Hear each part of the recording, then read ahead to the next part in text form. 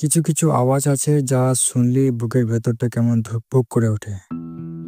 সেদিন বিকালে ভেসে আসা লোকেদের চেঁচামেচি আর ছেলেদের হু হা শব্দ ছিল ঠিক সেরকম।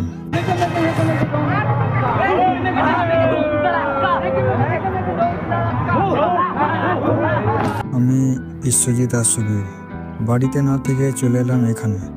ঠিক করলাম ঘাটে গিয়ে নিজের চোখে ঠাকুরকে বিদায় জানাবো।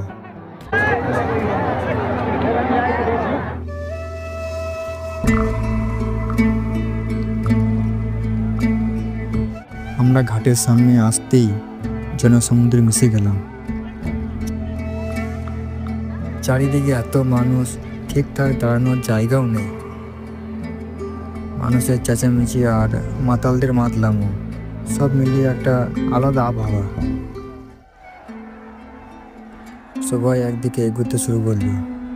বুঝলাম ঠাকুর এসে গেছে। বিশাল ঠাকুরকে নিয়ে আসা হচ্ছে।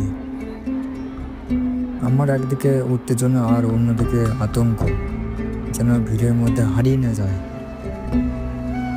অবশেষে ঠাকুরকে পুকুরের ধারে আনা হলো। লোকেদের আওয়াজ তখন আকাশ ছোঁয়া। সবাই একসাথে চিৎকার করে উঠল। ঝপাস করে একটা আওয়াজ।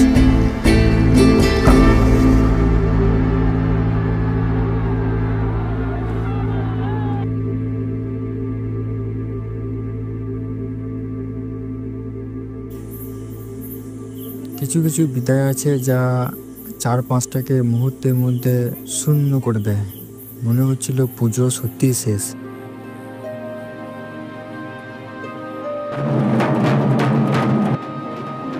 সমস্ত আবেগ দিয়ে একটাই শব্দ বলতে চাইছিল, পুজো শেষ হয়েও শেষ হয় না।